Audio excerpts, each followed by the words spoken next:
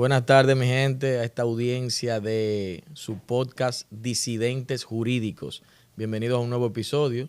Yo soy el licenciado Daniel Arias y, como siempre, me acompaña mi compañera coanfitriona Adalkiris Lespín Abreu. ¿Cómo estás, Adalkiri? Todo muy bien, gracias a Dios, en la paz del espíritu y en la felicidad de la vida, sobre todo por este invitado estrella que tenemos el día de hoy.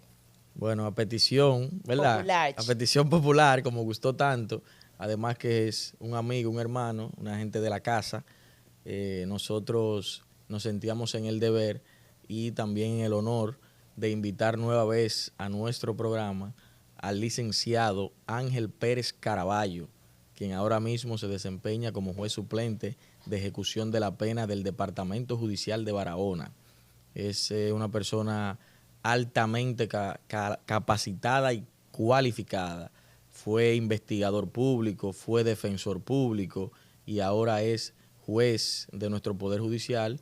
Y es un honor para nosotros, como siempre, tenerlo aquí, hermano mío. No, muchas gracias. Para mí siempre es un honor compartir con ustedes, ya que yo lo considero a ustedes parte de mi círculo más cercano con respecto a lo que son los juristas de este país, de nuestra República Dominicana, y que duramos muchísimo tiempo trabajando juntos en distintos aspectos, tanto en docencia como compañeros de trabajo en la defensa pública, incluso tú y yo como defensores en la misma jurisdicción. Entonces, siempre un placer para mí estar aquí con ustedes. Bueno, ¿Cuál es el tema? yo entiendo que no, o sea, no amerita, ¿verdad? Porque ya lo hicimos en la vez pasada. Vayan a ver el video. Exactamente, vayan a ver el video donde Ángel estamos hablando de la habeas corpus y ahí entonces tendrán algunos datos biográficos de Ángel. Ahora vamos a entrar en tema de una vez. El tema que nosotros queremos tratar contigo es el tema de cárceles, tomando en cuenta que tú eres juez de ejecución de la pena, ahora mismo te estás desenvolviendo como juez de ejecución de la pena y sabemos que los jueces de ejecución de la pena, dentro de sus funciones está el visitar las cárceles, ver las condiciones en que están las cárceles y qué sé yo, tomar algunas medidas. Entonces nosotros queremos hablar un poco de eso mismo, del estado de las cárceles, del hacinamiento que existe hoy en día y desde hace unos años en República Dominicana, para, no sé, saber tu opinión. Vamos a hablar primero de datos y después entonces vamos a ver qué tú piensas de esa situación, qué se propone, cuáles son las propuestas que hay en torno a solucionar esa situación y poder conversar sobre ese tema. Sobre todo ahora estuvo muy de moda este tema por el asunto del incendio, que hubo en La Victoria, que es también un punto interesante que abordemos y que tratemos de este. Sí, precisamente el punto de partida de esta conversación debe ser lo ocurrido en la cárcel pública de La Victoria, puesto que es una situación que ha conmocionado lo que es la sociedad dominicana y que debe presentar una oportunidad para que exista una concientización y un cambio de cultura con respecto a lo que piensan los ciudadanos sobre las personas que están privadas de libertad, que es una problemática que es de difícil erradicación y que en estos momentos sigue imperando en la psique del dominicano y que impide que las medidas de política criminal puedan fluir, así como también cualquier medida que disponga un órgano estatal como pudiera ser el Poder Judicial, que sean recibidas de manera adecuada. Entonces, lo ocurrido en La Victoria es una situación que nos ha conmocionado a todos los jueces, no solamente a los jueces de ejecución de la pena. Yo conversaba con mi esposa, que también es jueza, y a ella le afectó mucho esa situación en el ejercicio de su función, específicamente cuando vamos a subir a lo que es una oficina de atención permanente. Entonces, hay que tomar en consideración que lo ocurrido en La Victoria prácticamente una crónica de una muerte anunciada. O sea, no es primera vez que se dan este tipo de situaciones. En el año 2019, de acuerdo a informe de Prison Insider, que vamos a analizar un poco más detalladamente posteriormente, en la cárcel de La Victoria hubieron incidentes en ese mismo año donde 4 personas murieron por accidentes eléctricos. 4 personas murieron en situaciones de hacinamiento que se encontraban en una misma celda y donde la situación no se pudo solventar, porque todos conocemos cómo son los nichos en donde están ubicados las personas privadas de libertad en muchos de nuestros centros. Sí, porque el tema es que vamos a decir que mientras no sucede una desgracia, una tragedia como sucedió ahora, aunque sabemos que está mal, pero bueno, ahí más o menos. Fulano está raneando, fulano está esto, pero duerme, está ahí. Es parte de la cultura del dominicano. Es como cuando tú tienes tienes una discoteca que no tiene puerta de salida. no hay problema, entramos por el mismo lado. Pero cuando se arma el incendio, cuando se arma una situación que se dan cuenta no pudieron salir porque no había una puerta de salida de emergencia, entonces ahí es que decimos, mira lo importante que es una puerta de emergencia. Entonces, tal vez, o es lamentable, ¿verdad? Las vidas que las personas que han fallecido en este evento, además de las personas que resultaron heridas o lesionadas con quemaduras, pero no sé, tal vez era necesario para despertar un poco más y tomar medidas. Estamos hablando, antes de hacerte la palabra, para contextualizar, porque hablamos de La Victoria, es bueno que se sepa que La Victoria, la penitenciaría de La Victoria, es un centro penitenciario de la República Dominicana, es un centro que está súper poblado y recientemente sucedió un evento, un siniestro, donde se generó un incendio y han fallecido ya creo que 11, hasta ahora creo que 11 internos, varias personas lesionadas con quemaduras y todo eso y entonces por eso estamos haciendo un llamado de atención y conversando sobre este tema para ver qué se puede hacer al respecto. Y lo que te digo es que realmente resulta problemático por la visualización que se tiene desde todos los ángulos, o sea, los actores del sistema, como bien manifiesta Ángel, esto ha servido un poco para humanizar, porque en la mayoría de casos todo se soluciona con prisión preventiva y existiendo otro tipo de medidas. Y la población en sentido general, que es un tema que nosotros siempre abordamos, está haciéndose mucho eco de que todos los casos que se hacen mediáticos o que se hacen sonoros, la población inmediatamente lo que pide es que a la persona se le imponga prisión preventiva.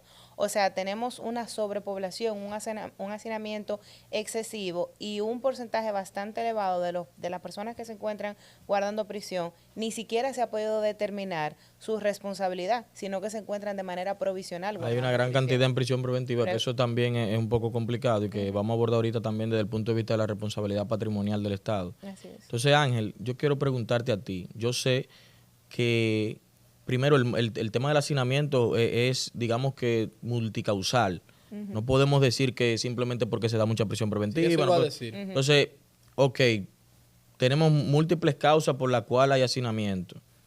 Y probablemente haya también muchas propuestas o propuestas también multicausales, no sé, factoriales para tratar de solucionar el tema, porque hay gente que entienden que hay que reducir la prisión, otra gente entiende que hay que ampliar la capacidad.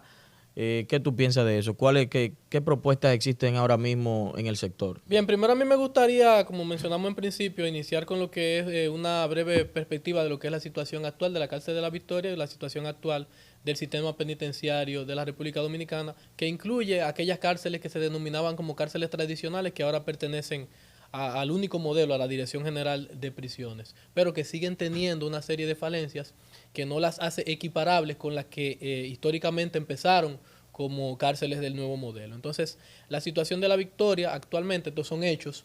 La cárcel de La Victoria fue construida para albergar 2.103 personas y alberga la cantidad de 7.709 personas entre condenados y preventivos. 3.600 de esas personas son condenados y el resto son preventivos. Entonces, o sea, ¿cuánto hay ahora? ¿Para cuántas personas fue construida La Victoria? 2.103 personas.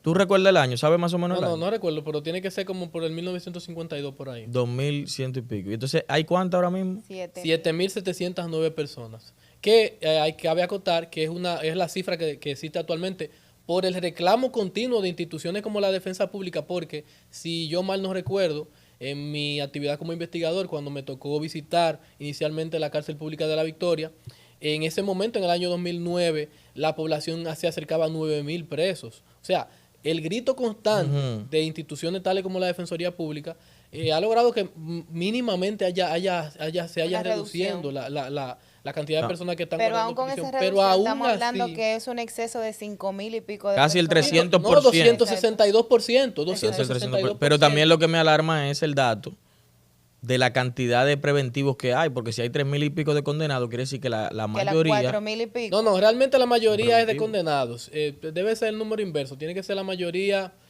de condenados, pero andan similares, andan por los 3.500, 3.701, por ahí es que andan. Entonces, la situación siguiente, o lo que ocurre con respecto a lo que es la problemática en la cárcel de La Victoria, es que aún si nosotros, si el Poder Judicial puede tomar ahora mismo la medida de sacar a todos los privados de libertad preventivo de la cárcel de La Victoria, y La Victoria va a tener una población que duplica la cantidad, de personas para la cual fue creada. Es decir, es un problema que no se soluciona con una sola medida. El Poder Judicial está luchando a brazo partido con lo que es el tema de la prisión preventiva y el tema de los privados de libertad en la República Dominicana. Yo no soy una persona que usualmente tiendo a coincidir por coincidir. Yo siempre tengo mis objeciones con respecto a lo que acontece en la misma alta esfera de la institución en la que yo trabajo, pero he de reconocer, porque pertenezco actualmente a una mesa multisectorial que incluye jueces de España, de la Suprema Corte de España, fiscales de la Procuraduría General de España, así como también miembros de juristas dominicanos. Mareline Tejera está trabajando ahí, Kenya Romero, la jueza de instrucción. Estamos trabajando con proyectos pilotos para lo que es implementar velocidad, o sea, disminuir el tiempo que se toma entre las soluciones de los procesos, es decir, facilitar lo que son las soluciones alternativas del proceso, cosa de que las personas reciban una medida, ahí mismo pueda conocérsele algún tipo de solución alternativa y salga en libertad, aunque tenga una condena totalmente suspendida en determinados casos. No, y también, o sea, exacto, es interesante también el tema de la celeridad, claro que sí, porque independientemente de que una persona, vamos a decir, sí, existe la necesidad, está la idoneidad, la proporcionalidad para imponer una prisión preventiva, por ejemplo, vamos a decir que están todas las condiciones, pero si se trabaja, como tú dices, si se trabaja de una forma acelera, si el proceso se conoce en 8 meses como está diseñado, no hay si esa persona la absuelven, por ejemplo, ya lo que duró fueron 5, 6 meses, 7 meses, 8 meses, como tú dices, pero a veces cuando tú tienes que una persona, un proceso para culminar 3 años, dura 3 años, entonces eso también genera un cúmulo. Entonces el cúmulo, el cúmulo se provoca porque tenemos que hacer una distinción con respecto a lo que son los casos que estamos trabajando. O sea, nosotros tenemos que concientizarnos, y eso es lo que está haciendo el Poder Judicial a través de la persona del presidente Luis Henry Molina. Hay que reconocerle esa parte. Concientizando a los miembros del Poder Judicial de que efectivamente hay una serie de casos en los que los parámetros deben ser distintos para la aplicación de medidas de coerción. Por ejemplo, temas de delitos que no son violentos, robo sin violencia y sin armas, delitos de porte y tenencia de arma de fuego, delitos de estafa, o sea, delitos de derecho penal económico, incluso temas de golpes y heridas leves. O sea, no hay razón para considerar que en ese tipo de casos la persona tenga la necesidad de estar privado de libertad. Entonces, ahí debe de incidir, estandarizar. Ahí debe de incidir también, ahí conectándolo con ese tema, el asunto de educar, porque la prensa lamentablemente genera una situación, porque por ejemplo, mira lo que tú has dicho del penal económico, pero es difícil que la gente entienda que una gente que se está acusando de estafar, por ejemplo, una cantidad de personas por más de 100 millones de pesos, que no le den una prisión preventiva porque tienen una asociación directa entre la medida de coerción y la pena, que no lo ven como un tema instrumental, no lo analizan como algo instrumental, que como debe ser. Y entonces la prensa le echa leña a ese fuego, o es quien crea el fuego. La población entonces genera una presión y somos seres humanos y los jueces también son seres humanos, lamentablemente. Y no me voy a decir que eso no genera incidencia al momento de decidir con una medida de coerción. Claro, no, y es lo que estamos hablando, o sea, nos estamos enfocando en la cárcel de La Victoria, pero por ejemplo, como decía Ángel ahorita, aún sacáramos todos esos privados de libertad, primero se va a quedar un hacinamiento y segundo, las otras cárceles del país, todas igual están saturadas y están sobrepobladas. O sea, no es que tú tienes un espacio tampoco que tú digas, bueno, este evento solamente ocurre en La Victoria, por vía de consecuencia voy a tratar de regularizarlo y voy a sacar X cantidad de personas de La Victoria y la voy a llevar para otro lugar. Permítame insertar los números en esta parte. O sea, el sistema penitenciario dominicano tiene 27,000 y pico, o sea, 27,100 y pico de personas privadas de libertad. Y entonces adivinen ustedes, les pregunto yo, ¿cuál es la capacidad de todas las cárceles que existen en la República Dominicana, del nuevo modelo o las tradicionales? La capacidad total es de 14,400. Es decir, que prácticamente duplica. La población carcelaria, el espacio que tenemos para recluir a dichas personas. Y eso, sin temor a equivocarme, es muy probable que esos números tampoco sean del todo correctos. Y te lo digo porque, por ejemplo, en el ejercicio como defensora pública existen muchísimas personas que están privadas de libertad, pero que no tienen una cédula, pero que no tienen cómo individualizarlo. Existen muchas personas que están y entran al sistema y pasa un tiempo prudente hasta que se le tome la ficha y se considere como parte de la población. Entonces es muy probable que tal vez esos sean los datos que se manejen a nivel oficial, pero que si nos insertamos de manera real, sea muy, muy superior los números. Bueno, yo no diría que es muy superior, pero sí siempre hay un parámetro, hay un margen de error que hace superior a lo que se ha reportado. Yo tiendo a tener una cierta confianza porque no solamente analicé los números provistos por la Procuraduría General, sino también por, como les dije, instituciones privadas como Prison Insider, que tiene datos certeros con respecto a lo que es el tema de la población carcelaria. ¿Qué es lo que dice Prison Insider? ¿Qué dicen ellos en su evaluación? En la evaluación que se hizo en el 2019 se verificó que existen diferencias notorias, todos lo sabemos, entre lo que es las cárceles que en ese momento se denominaban del nuevo modelo, porque ahora todas pertenecen a la Dirección General de Prisiones, y quiero hacer énfasis en eso para que nadie vaya a confundirse. Desde el punto de vista formal, ¿verdad? Y digamos directivo. Exacto, pero son todas iguales y están bajo la misma dirección. En la realidad, todavía existen las cárceles tradicionales, que aunque se le puede poner CCR, siguen siendo cárceles tradicionales. Entonces, ¿cuál es la situación de esas cárceles tradicionales? Miren, si esas cárceles tradicionales están diseñadas para tener una población de 4.500 y tienen una población de 16.000, evidentemente hay casi un 400% de sobrepoblación. Entonces, existen casos donde la situación es más extrema. Vamos a agarrar el tema de las cárceles que no son tan sonoras. Cárcel Pública de Neiva, que es una cárcel que estaba bajo el control de militares. O sea, las cárceles tradicionales usualmente estaban bajo el control de policía o militares. La de Neiva estaba bajo el control de militares antes de pasar a la Dirección General de Prisiones. La cárcel de Neiva, al sol de hoy, al día de hoy, tiene 317 personas privadas de libertad. Entonces le pregunto, ¿para cuántas personas fue creada esa cárcel? Ustedes se van a sorprender con 40 o 50. No, 80 personas. Sí, porque yo recuerdo cuando yo estuve trabajando en Pedernales, la cárcel fue construida para 25 personas, si no me equivoco. Y ya tú sabes, no había mucho, pero cuando tú lo analizas a nivel porcentual, es mucho. Bastante. Porque cuando tú tienes de 25 y no sé si tú tal vez tienes ese dato que pertenece a tu jurisdicción. Sí. O sea, es un tema. No, agarren la cárcel pública de La Vega. No recuerdo cuál es el nombre correcto de la cárcel pública de La Vega. 730 es la población para la cual fue diseñada. Tiene 1.892 personas. Entonces, ahí hay un problema.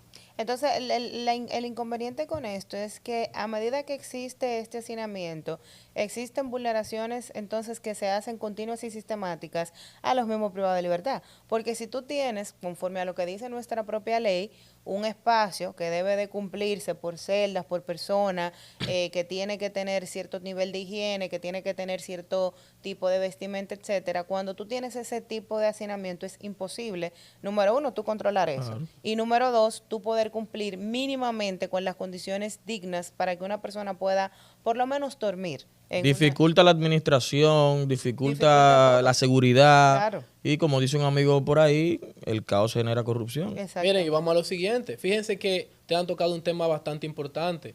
Porque, por ejemplo, tú dices que el hacinamiento produce una serie de circunstancias que se convierten en lesiones o vulneraciones de derechos fundamentales de la persona. La Corte Interamericana se ha ido más lejos. Vamos al caso López Álvarez, vamos al caso de Retén de Katia. La Corte Interamericana de Derechos Humanos ha dicho que el hacinamiento en sí mismo es una vulneración de derechos fundamentales. Es decir, ahora mismo, cuando hablemos de responsabilidad, tú desde el punto de vista administrativo con la responsabilidad patrimonial, yo desde el punto de vista constitucional con la responsabilidad que pudiera tener el Estado frente a la Corte Interamericana o frente a los organismos internacionales, debemos abordar la situación de que ya con el hecho de que aquí hayan 27.000 personas privadas de libertad con una capacidad para 14.000 personas en los centros penitenciarios, ya eso en sí mismo se convierte en una vulneración continua de derechos fundamentales. Y como se trata de una vulneración continua de derechos fundamentales, porque no es que baja, se mantiene siempre igual. No, y al contrario, lo que puede ser que aumenta. O sea, si el número en el 2019 era de 26.000 presos y los presos ahora son 27.000, y la capacidad sigue siendo la misma. Sí, sigue siendo la misma. Me da curiosidad ¿Cómo pensar. ¿En qué se convierte esa afectación, ese hacinamiento que se convierte en una vulneración sistemática de derechos fundamentales? Claro. Entonces, como muy bien decía Dalquiris, el hacinamiento produce falta de higiene. El hacinamiento produce que las personas se encuentren en situaciones que pudieran hasta acercarse a lo que son torturas. Porque vamos a decir algo. Los que hemos visitado cárceles, todos conocemos el término patio. Y la gente o el ciudadano común no entiende qué es un patio. Un patio es un lugar abierto dentro del recinto penitenciario en donde duermen personas a cielo raso. A la intemperie. A la intemperie. En el baño muchísimas veces. Y eso provoca también de manera directa o indirecta confrontamiento entre los mismos internos, porque al ser un espacio tan reducido, todo el mundo está acostado ahí y cuando yo me voy a parar al baño, te pisé la cabeza, si armo un Royal Rumble ahí. Entonces, a eso es que nos estamos refiriendo y es lamentable que tengamos que pasar por situaciones como esta y que aún se sepa, porque no es un estado, no es un secreto, eso todo el mundo lo sabe y es de conocimiento público, y que aún así no exista la voluntad para que se generen cambios genuinos y reales. Y que eso evidentemente tiene que ver mucho con la concepción que tiene la población, y eso es muy importante. Que era lo que tocaba en principio. O sea, hay situaciones que dificultan lo que es la aplicación de medidas de política criminal e incluso la aplicación de mecanismos por parte de órganos como el Poder Judicial, que vienen de la misma población dominicana. Entonces, hay algo que a mí me gustaría abordar antes de que sigamos, y es el tema de que tenemos que realizar una contextualización de cuáles son las circunstancias que en mi estudio, o sea, en el tiempo que tengo trabajando con la ejecución, brevemente, pero valedero, en el estudio que he realizado, cuáles son las situaciones que yo he identificado como que producen, vamos a decir, el alto número de privados de libertad que tenemos en la República Dominicana. Entonces, porque no podemos compararnos, vamos a decir, agarremos el ejemplo español. Cuando yo conversaba con Javier Hernández, el magistrado juez de la segunda sala de lo penal del Tribunal Supremo Español, teníamos la conversación de que él se preguntaba, pero ¿por qué tanto preso en la República Dominicana? Y cuando yo hago la pregunta, ¿cuál es la tasa de homicidios en España? Me dice, no llega a 1% por 100.000 personas. Entonces, cuando nosotros tocamos el tema de la tasa de homicidios en la República Dominicana, nos vamos a dar cuenta que el Estado Dominicano reporta que la tasa de homicidios por cada 100.000 personas es de 10%. Instituciones internacionales reportan, por otro lado, que se acerca a un 17%. Que no somos como Jamaica, que tiene un 50 por cada 100.000. No somos como Jamaica. Pero igual es elevado. Pero igual es un número elevado. Entonces, eso produce que lamentablemente haya personas que pertenezcan a ese número elevado de infractores de esas disposiciones de los artículos 95 y siguientes, que lamentablemente la medida más idónea siempre va a ser, o casi siempre, o en la mayoría de las ocasiones, va a ser la prisión preventiva, a menos que la persona tenga una cantidad de arraigos que usualmente las personas que se ven envueltos en ilícitos penales no tienen. Pero aparte de eso, por ejemplo, le sumamos el tema de la falta de control estatal. Porque, por ejemplo, en otros países tú puedes decir, bueno, se impone una garantía económica, no sé qué, no sé cuánto, y arresto domiciliario, no sé qué, no sé cuánto, pero el Estado sabe dónde vive esa persona, y si se muda, tiene la obligación de reportarlo y de tener un control real de dónde se encuentra la persona. Medidas de política criminal que el Estado muchas veces se ve coaccionado a no realizar, o los miembros de las instituciones estatales como el Ministerio Público se ven coaccionados a no realizar, porque el pueblo muchas veces lo que pide es sangre. Exactamente. O sea, nosotros tenemos una idea que viene de una... No, y también además del pedido de sangre, yo también le agrego que eso yo lo discutía justamente ayer en la academia, porque en la universidad que estaba tomando clases, y estábamos discutiendo algo parecido. Yo entiendo que hay percepciones generalizadas que no se corresponden con la realidad. Claro. Por ejemplo, eso que tú acabas de decir del tema del miedo a la fuga. El porcentaje de fuga en la realidad. ¿Cuál es el porcentaje de fuga? ¿Cuál es el porcentaje de destrucción de pruebas? ¿Cuál es el porcentaje de intimidación de testigos? Los hay, claro que los hay. Pero no en la proporción que la gente entiende. La gente cree que le dieron... Todo aquel al que le dieron una garantía económica se va a fugar. Y no es así. No es así. Entonces ahí por eso vuelvo al tema, hay que saber que eso es instrumental. O sea, la medida de coerción para no asociarlo con el hecho en sí. O con el resultado final. Entonces, a mí me da curiosidad, no sé si tal vez tú lo has visto en el marco de estudios que haya hecho, pero si no lo investigaremos, si en algún país, a través de X rango de años, se ha reducido la prisión preventiva, o si eso siempre, por digamos naturaleza, es progresivo. O puede que haya alguna, ¿tú crees que pueda haber? Bueno, México es un país, es un estado federal, en donde en ciertos estados de México, que pertenecen a la Federación Mexicana, a los Estados Unidos mexicanos, la prisión preventiva es la regla. Esa es la realidad latinoamericana. O sea, ellos consideran que en cierto tipo de casos... Bueno, allá hubo una discusión no hace tanto, constitucionalmente hablando, porque estaban planteando de una prisión preventiva, digamos que automática. Es lo que ellos tienen en cierto caso, o sea, porque cuando se te habla de que en determinado caso la prisión preventiva será la medida que más idónea. O sea, si la ley te lo dice así, te está diciendo que la regla. Eso es lo que va a pasar. En ese caso la regla. Pero aquí, por ejemplo, hablamos de una progresividad y yo entiendo que para que podamos buscar una solución a futuro de los temas que nos estamos aquejando hoy, el primer paso tiene que ser la concienciación, porque al final de cuentas, si nos seguimos llevando del populismo penal, de que el pueblo quiere sangre, por más que los actores del sistema quieran y pretendan hacer un cambio y tal vez ser un poco más flexible e imponer otro tipo de medida, si la población no se concientiza de eso, es muy poco probable que tengamos entonces una disminución, porque al final de cuentas va a seguir siendo lo que estamos hablando.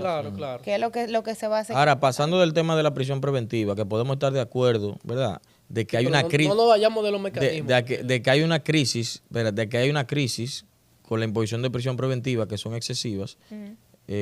Podemos, digamos, acordar un punto ahí. Ahora, ¿cuál es tu opinión al respecto? No es mi opinión. Yo lo que quiero saber es qué pasa con lo demás. O sea, por ejemplo, tenemos esta situación, hay muchas prisiones. Pero ¿qué pasa, por ejemplo, desde el aspecto, vamos a decir, físico, de los planteles, de los centros? Porque, por ejemplo, nosotros hemos visto que a través de los años se han remodelado muchos palacios de justicia, se han construido algunos. ¿Qué ha pasado con las cárceles? ¿Se han remodelado? Porque no necesariamente un gran proyecto como el que estaba planteado de las Parras y eso, ok, pero el mismo centro no es posible ampliarlo de poco a poco en todos esos años que han pasado, ¿no? Bueno, ¿Qué se ha hecho? Vamos a darte un ejemplo, mira. El ejemplo paradigmático siempre va a ser el CCR de Najayo. El CCR de Najayo empezó cuando inició con una capacidad para 700 personas. Luego de eso, esa capacidad aumentó a 900 personas. Y el último número que tengo es que se aumentó a 1.192 personas. O sea, progresivamente el centro de reclusión de Najayo Hombres se ha redimensionado para albergar la cantidad de presos que su capacidad permite. Hay veces que se ha pasado. Mira, nosotros tuvimos un año, que no me recuerdo si fue el 2016, pero hubo un año en el que la población de Najayo, que estaba diseñada para, como le digo, 1.182, llegó a 1.800. Llegó a 1.800. Es decir, que hasta en la cárcel hasta en los CCR se presentan este tipo de situaciones, aunque posteriormente se vayan solucionando, porque sí hay un mejor manejo. Sí. Ahora bien. Tanto así, discúlpame que te interrumpa, que he tenido casos en los que, aunque el Poder Judicial en la resolución que el juez emite envía a un CCR, los CCR te dicen, yo no tengo cuando están full, dice estamos llenos, y lo mandan a otro. No te lo aceptan el interno. Entonces, vamos a ver lo que decía Daniel. Mira, tomemos como ejemplo las cárceles de las cuales nosotros tenemos conocimiento común. Tú y yo hemos trabajado con la cárcel pública de Pedernales, tú y yo hemos trabajado con la cárcel pública de Neiva, hemos visto la cárcel pública de Barahona, hemos visto la Victoria. Primera situación, y lo voy a decir sin pelo en la lengua como me caracterizo yo. La existencia de la cárcel de la Victoria es una vergüenza para el Estado Dominicano. O sea, simplemente esa cárcel, como existe ahora, no debería, valga la redundancia, existir, no debería estar. Ya nosotros hace muchos años debimos haber creado otro recinto penitenciario para ubicar a esas personas que están dentro de la Victoria, porque tú mencionabas algo muy importante. Donde hay caos, hay corrupción. O sea, hay situaciones que se dan en la cárcel de la Victoria que están fuera del control de la dirección, o sea, del personal de la Dirección General de Prisiones. Fíjense que cada vez que se hace una redada, ¿qué sucede? 50 teléfonos celulares. Sí. ¿Cuántos teléfonos celulares de personas que se encuentran realizando estafa o que simplemente lo tienen? No, y eso es lo más sencillo, porque tú te vas allá adentro y tú te encuentras con colmado, con mesa de billar, con gente que se prostituye, con droga, con alcohol, con establecimientos que te venden una cosa y otra, y volvemos al punto. Y ahí sí podemos responsabilizar a todo el mundo.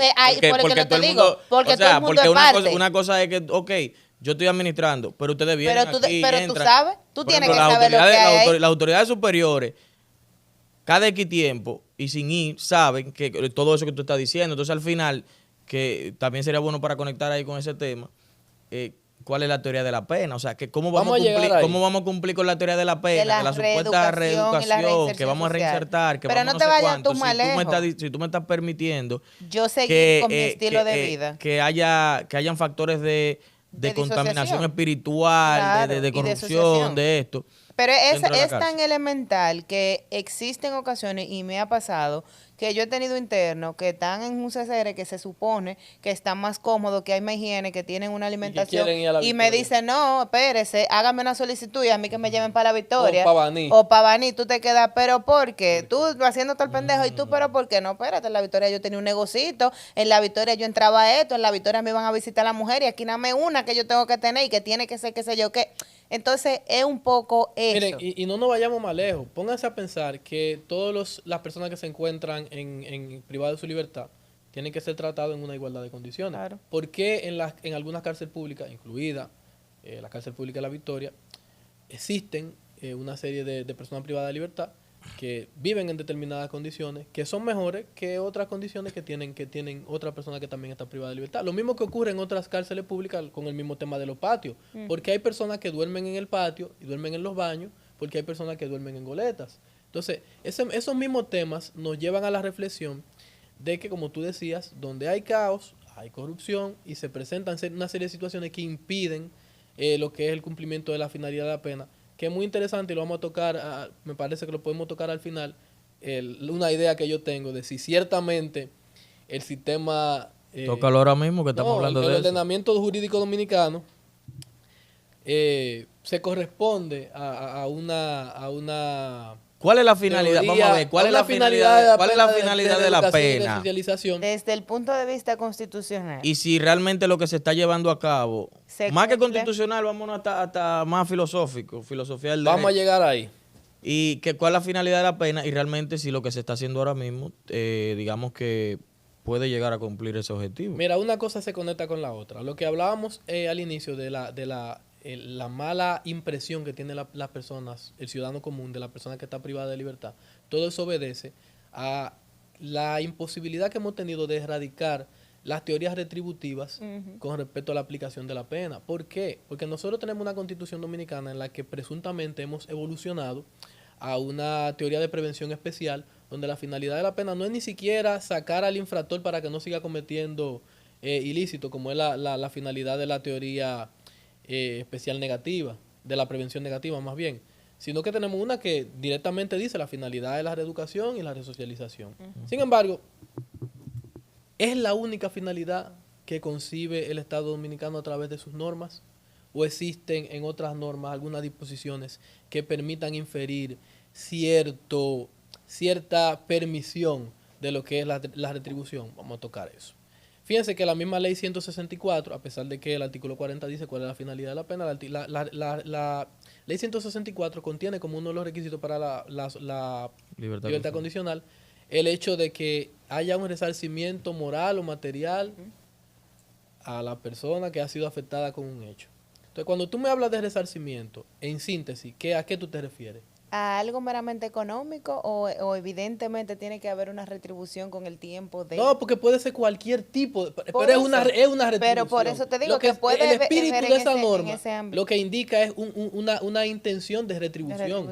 O sea, no podemos soltar a la persona porque tenemos que resarcir moralmente hasta cierto punto eso es posible, pero tenemos que resarcir socialmente a la persona que ha sido afectada por el ilícito. Es decir, que mientras la persona se sienta afectada, ¿hasta cuándo vamos a considerar que la persona va a estar retribuida? Una persona que pierde un familiar como hijo, producto de un una homicidio, madre, un como padre, producto de un asesinato, ¿cuándo se va a producir esa retribución? Nunca se va a retribuir. Justamente por eso el Estado, a través de sus legisladores, a través de sus congresos, ¿verdad? Digamos que sirven de punto medio entre las voluntades que hay divididas siempre en una sociedad. Porque ¿Tú crees? Si claro, porque si yo agarro, por ejemplo, y te dejo a tu subjetividad, no, claro, mira, claro. Cuando usted entienda que usted se siente resarcido, venga, para entonces otorgarle la libertad a esa persona, obviamente. Pero que entonces ahí no entra la subjetividad de la víctima, pero entonces entra la subjetividad del juzgador. Pero se Porque entiende, entonces, sí, ¿cuándo siempre va a va a haber, entender el juzgador que la víctima fue es que siempre va a haber un nivel de Mira. discrecionalidad, pero acuérdate que estamos hablando ya de una persona formada para esos fines, ¿entiendes? Una persona que no tiene un interés particular, es una persona que no tiene un interés particular en la acción, en en el ese proceso. caso, ¿tú me entiendes? Entonces pudiera ser un poquito más objetivo sin quitarle lo de verdad, lo de que un ser humano tiene sus propias experiencias. Pero desde el punto de todo vista eso. de Ahora, la pero oye esto, eso el derecho es como el comercio Ajá, y el mercadeo. ajá. No es la norma, es como tú la vendas. Okay. No es el producto, es como tú lo vendas. ¿Me entiendes? Entonces, ¿qué pasa? Que tú agarras el tema de la pena. La mayoría de la gente, cuando tú hablas en favor de ciertas medidas que como consecuencia de la aplicación de esas medidas va a favorecer a los internos o a las personas que están privadas de libertad, entonces la gente dice, pero un tipo que mató, un tipo que hizo tal cosa, una persona que hizo tal cosa, ¿cómo la vamos a beneficiar? ¿Cómo le vamos a dar comida? ¿Cómo la vamos a sacar a la calle? ¿Cómo que sí o qué? Y yo entonces me voy a un tema más impersonal y digo, mira, no es por él que lo estamos haciendo. No es por él, es un bandido, no lo estamos haciendo por él. Pero tú sabes qué es lo que pasa. No lo podemos desaparecer, no lo podemos matar. Porque no tenemos pena de muerte, por ejemplo, y no todo aplica para pena de muerte tampoco en los casos en los países donde hay pena de muerte. Esa persona en algún momento va a volver a la sociedad. Yo no quiero que él vuelva como un delincuente a hacer lo mismo. Entonces no es por él, es por nosotros. Yo lo quiero reeducar por nosotros, por tus hijos. Para evitar. Para evitar que él salga y le haga daño a tu familia. Le haga daño a esta sociedad. No es por él, olvídate de él. Yo lo vendería así. ¿Tú me entiendes? Es como cuando yo hablo siempre he hablado del tema de la violencia de género a nivel de campaña publicitaria. Digo, Quiérete tú. no lo venda, exactamente. Bueno, yo creo que hablamos de eso una vez. Hemos hablado de eso. No lo venda, claro, así debe ser, pero si no lo entienden de que la mujer, que hay que respetarla, que esto, véndele y súbele su autoestima al hombre, dile, mira, tú vales mucho, hay más mujeres, dale banda a eso.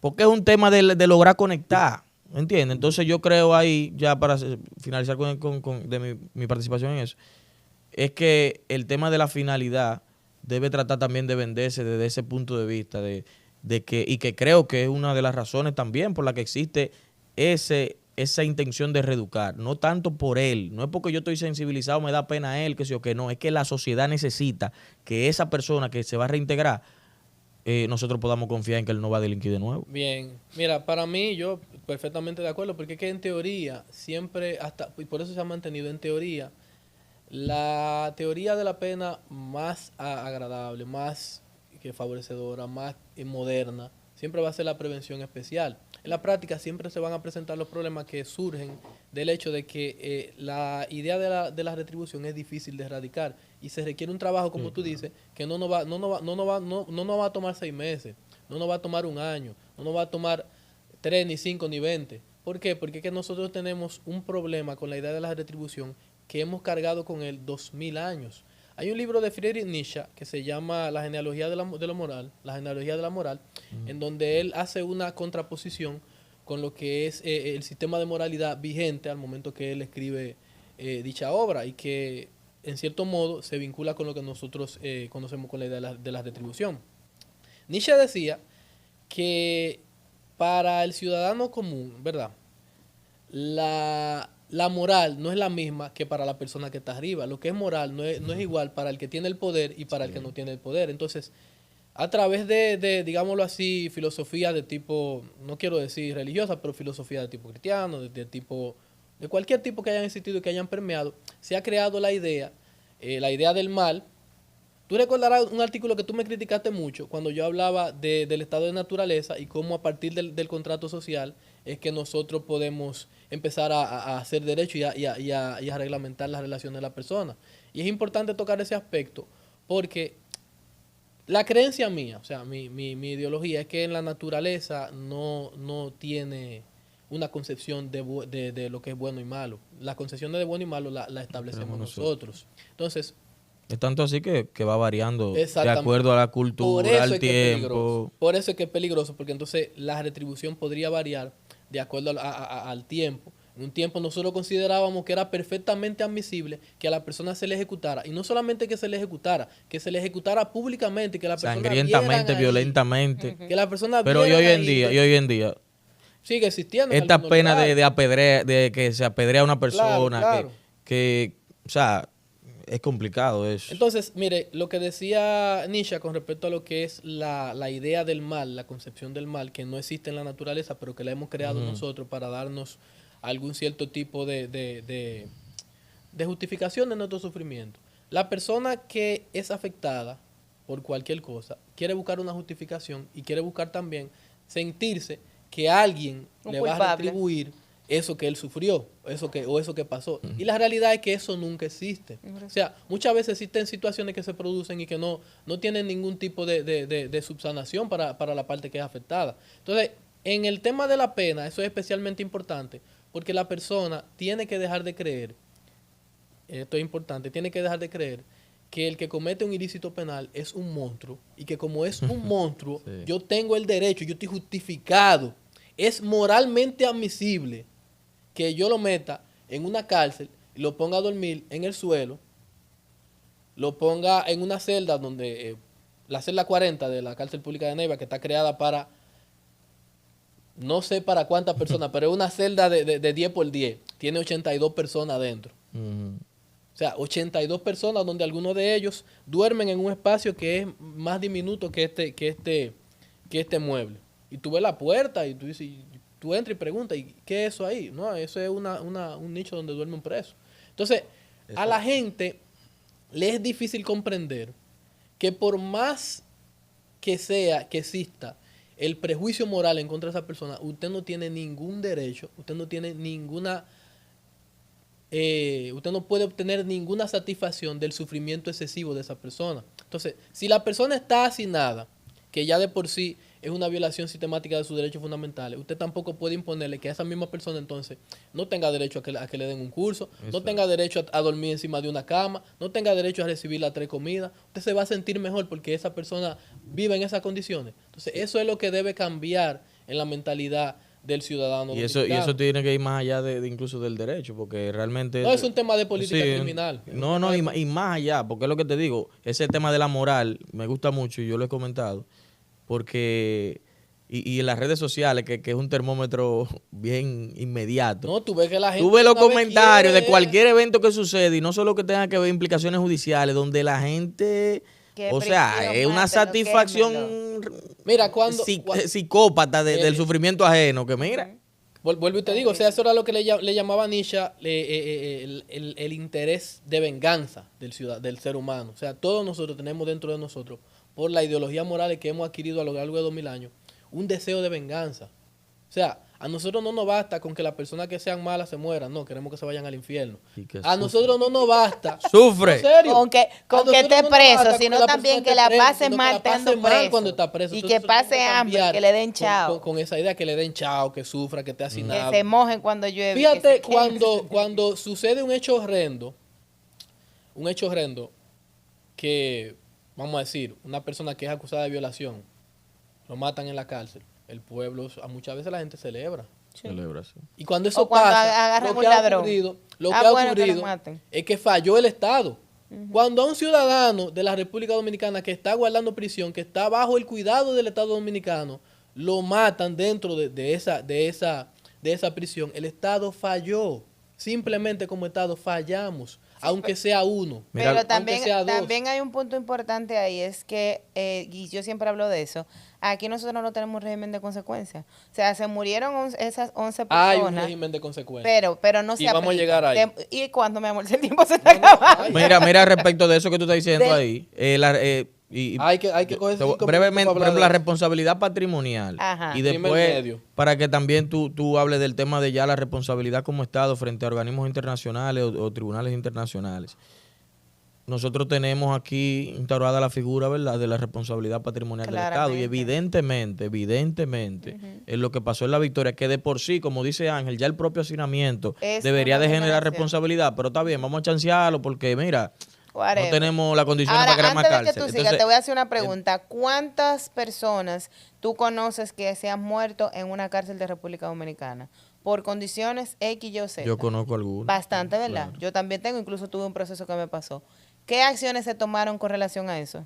¿Cuál fue la responsabilidad que tuvo? Pero es que la gente, oye, ¿qué es lo que pasa? Nosotros todavía estamos en los tiempos de que no, de que se actúa a partir de la violencia. Entonces tú como ciudadano tienes que ejercerle violencia al Estado, como demandándolo. Entonces la gente, si no lo demanda, el Estado pocas veces por sí mismo va a decir, vamos a arreglar esta situación. Entonces, por ejemplo, el tema de la Victoria es un escenario importante para que los familiares de esa persona fallecida, que los mismos lesionados puedan actuar, demandar en responsabilidad patrimonial al Estado no solo por el hacinamiento, que como te digo, lo chanceamos el hacinamiento por ahora, vamos a decir, porque tú sabes que el Poder Judicial no se va a atrever tal vez a dar una condena en responsabilidad por el simple hacinamiento, aunque debería, pero está bien, siempre hay una excusa, una razón.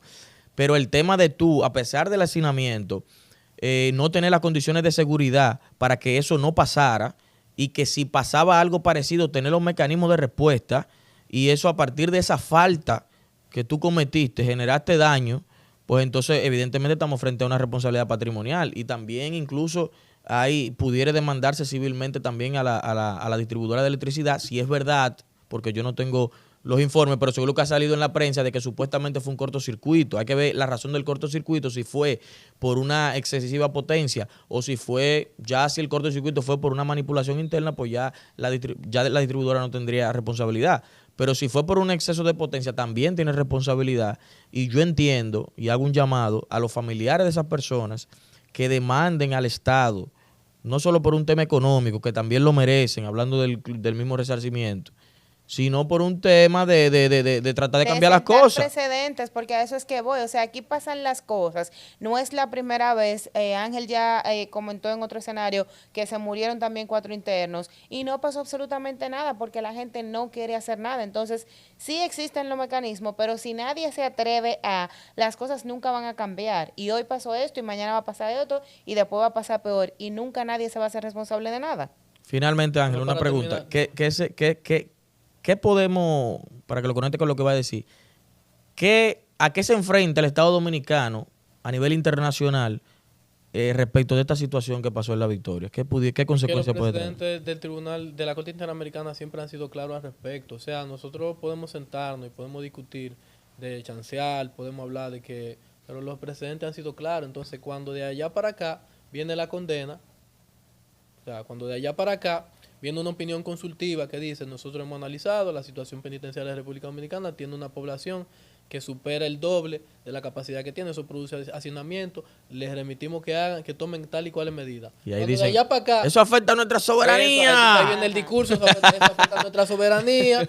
Nosotros no estamos bajo el imperio de la Corte Interamericana. No es así. O sea, nosotros tenemos que ver ese tipo de mecanismos como lo que son. Medios para viabilizar la solución de los problemas que existen, porque es que de alguna manera, por ejemplo, si ven una opinión consultiva ahora mismo con respecto a ese tema, lo primero que van a expresar va a ser la República Dominicana tiene que construir más cárceles, el Estado tiene que construir más cárceles, porque mira, podrá decir Adalkiri, podrá decir tú, bueno, que tenemos muchos presos, la tasa de presos de privado de libertad en la República Dominicana, y va a ser sorpresivo esto, realmente con respecto a lo que es Latinoamérica, está en el medio. Entonces el problema es que nosotros venimos viviendo desde hace 20 años, o sea, desde que inició el sistema penitenciario. Pero acuérdate que el medio es mucho. Estamos comparando nosotros estamos excesivos con súper excesivo, o sea, que también es un parámetro complicado. Que nosotros tenemos que salir de la mediocridad, porque es que estamos en el medio y como decimos, ok, La tasa de privado de libertad por 100.000 personas en El Salvador es de 114. La tasa en México llegó a un punto que era 362, ahora está en 200. En Argentina es 270, en Brasil es altísima, en Panamá es 390. Entonces cuando nosotros lo vemos así, los 220 por 100.000 que tenemos nosotros en la República Dominicana nos parece como un poco, como que decimos, no, a mí no me parece poco. No. Estamos bien. No me parece ahora, poco. Exacto, como yo decidí que... O sea, es como comparar un mal con un malísimo. Exacto, y entonces no estamos el salario mínimo de República Dominicana son $100. Pero mira, no estamos tan mal porque hay lugares que cobran 30. Mira, lo que quiero decir con esto es que, o sea, nosotros tenemos que llegar a una contextualización donde evidentemente no nos vamos a comparar con España, que tiene 98 presos por 100.000 habitantes. Pero tampoco la comparación debe ser El Salvador. La comparación tampoco debe ser Panamá. Claro. Entonces nosotros debemos y aceptar una realidad también ahí que o sea, extraernos nosotros mismos de un poco de la teoría. Nosotros somos muy teóricos. Y tú sabes, también hay que dársela a un tema de la realidad, de que hay cosas que se escapan. No, lo que hablábamos en principio. Y hay que aplicar unas medidas que tal vez no son tan... Sí, pero volvemos también al tema de las medidas, por ejemplo. ¿Cuál es la razón usualmente por la que se impongan este tipo de situaciones? Bueno, porque la pena o el que se condenen a 30 o el que le den prisión preventiva a todo el que haga X cosas, se entiende también que es una opción disuasoria para que no se cometan delitos. Y si eso fuera realmente genuino, tampoco la tasa de criminalidad siguiera en aumento también. Entonces, sí, es un poco como poner en contexto y tratar de buscar un punto medio entre la teoría, la realidad, la práctica y lo que no hemos inventado para seguir apoderándonos y seguir como manteniéndolo en el mismo estatus. Bien, el tema es que esta es una discusión que ahora mismo no va a terminar. No, claro que no. Es que nosotros podemos presentar una serie de datos. Nunca debemos confundir, o sea, nunca podemos caer en la falacia de confundir correlación con causación, porque es que nos vamos a encontrar con ciertos ejemplos. Solo vamos a decir, ok, si la población carcelaria de la República Dominicana baja, eso es un indicador de que la criminalidad está disminuyendo. El ejemplo de México. Cuando en México la tasa de privado de libertad bajó a 188, era cuando más gente estaba matando por ahí. Sí. Era cuando Juárez estaba insoportable y cuando Sinaloa estaba insoportable, la tasa de preso era de 188. Entonces, ahora que está en 200, la cosa está un poco más controlada. Entonces, no podemos confundir correlación con causación. Existen muchas circunstancias que han producido el alto número de privados de libertad que nosotros tenemos. Volvemos a lo que decíamos ahorita. Estamos en el medio. Debe ser perfeccionable. Debemos tratar de salir de esa mediocridad y quizá avanzar un poco más porque ya nosotros somos un estado que en muchas otras cosas nos proyectamos. Exacto. Como un estado que está saliendo del tercer mundo. Entonces, mientras eso siga ocurriendo, esa proyección sigue siendo una hipocresía. Entonces, mientras el Estado no disponga de mecanismos de política criminal efectivos que van desde la educación del individuo, donde la persona tiene trabajo seguro, educación segura, servicios de salud seguro, se delinque menos. Sí, porque también esa es otra cosa. Nosotros hablamos mucho, pero aquí las políticas son muy reactivas. O sea, aquí no hay política preventiva. No hay política preventiva, es una aquí política no existen, reactiva. Ese después que tú hiciste tal cosa, yo te voy a meter preso. Pero antes de, yo no me preocupo porque en el barrio tal, yo voy a poner una canchita, voy a poner una escuela de teatro, voy a tratar de que la gente tenga otras opciones, que eso también es una realidad palpable. Señores, desafortunadamente, yo le voy a dar 2 minutos a Ángel porque le voy a dar una cosa. No, ya. Ya. No, seguro. No, simplemente para acotar que miren, desde el Poder Judicial, actualmente, y lo digo porque el que vea esto, este podcast, en este capítulo, en el día de hoy, tiene que llevarse la idea de que actualmente, como nunca había pasado, se está intentando, no le voy a decir pero se está intentando cambiar la cultura de que la prisión debe ser lo que debe imponerse siempre. Se están tomando medidas o se están creando mecanismos para reducir la población de personas que están en prisión o los presos preventivos. Se están tomando medidas para que los procesos se realicen de manera más rápida. Más ágil, sí. Entonces, el Poder Judicial no puede solo. ¿Por qué? Porque el Poder Judicial, como te dije, podemos decir ahora mismo, Luis Henry Molina puede decir, por disposición general, se ordena la revisión obligatoria de todos los presos preventivos de la Victoria y que todos los presos preventivos de la Victoria salgan con otra medida. Y la población carcelaria de la Victoria va a seguir duplicando la capacidad que tiene La Victoria. Puede ocurrir lo mismo en el CCR de Najayo, perdón, de Najayo no, puede ocurrir lo mismo en la cárcel pública de La Vega, puede ocurrir lo mismo en Nagua. Se pueden despachar todo lo preventivo y la población va a superar la capacidad que tiene en la cárcel. Entonces, sobre todo la Procuraduría también, que tiene unas políticas que por cualquier cosa, por cualquier te voy a decir una, y esa no es de la Procuraduría, que me voten. No, pero, no. Pero agarra esta. Ley del Congreso de la República Dominicana del año pasado que dice lo siguiente. Se modifica tal artículo del Código Procesal Penal para que el robo sin violencia y sin arma pase de ser de acción pública e instancia privada a acción pública. Acción pública, exacto. Una locura totalmente. O sea, una locura. Eso sí es populismo directo. O sea, directo. Entonces volvemos al punto. El Poder Judicial está tratando de hacer su parte. Procuraduría General de la República, existen otras medidas, no todos los casos tienen que ser judicializados. Población de la República Dominicana, vamos a tener un poco más de conocimiento y vamos a dejar esa sed de sangre y vamos a dejar a los actores de justicia actuar como conforme a derecho mande la norma, porque tenemos muchos problemas y la población carcelaria está complicada. Y por último, cualquiera que haya sido la razón por la cual nosotros salimos de la defensa, pero nosotros tenemos que decir algo aquí el día de hoy. Claro. No hay que darle una felicitación a la Oficina Nacional de Defensa Pública, un trabajo que desde constante, hace mucho tiempo ha estado diciendo la situación de la Victoria. Que no se le haya hecho caso, claro, pero lo han estado diciendo, se han estado haciendo los informes. El poder, y mira, eso que tú dijiste del Poder Judicial está muy bien. O sea, igual se invita, ¿verdad?, a otros organismos que tienen que ver con eso a participar en las soluciones, porque es bueno que pasen cosas, o sea, es bueno reclamar para poner en la luz pública una problemática y entonces generar situaciones. Que ahí recuerdo a Obama, cuando el tema del movimiento de Black Lives Matter, que mucha gente criticaba, ¿qué tú vas a solucionar con eso? Con la gente tirándose a la calle, dañando. Entonces, yo escuché una opinión que él dijo, como un mensaje a la gente, decía, mira, lo hicimos muy bien en el sentido de que ya le trajimos al mundo esta problemática, ahora vamos a buscar soluciones. O sea, no nos podemos pasar el tiempo en la protesta. Exactamente. Y así mismo, ya tenemos una problemática, vamos a buscar soluciones. Eso es lo que tenemos que hacer todos los Eso es que se está trabajando. Señores, un verdadero placer este encuentro, siempre cuando conversamos con Ángel, el tiempo como que se acorta más de la cuenta, súper dinámico el conversatorio. Gracias una vez más por participar y por ser parte de tu podcast y de esta tu casa. Y Daniel, como siempre, un placer inmenso compartir contigo. Nos vemos en un próximo capítulo. Chao, chao.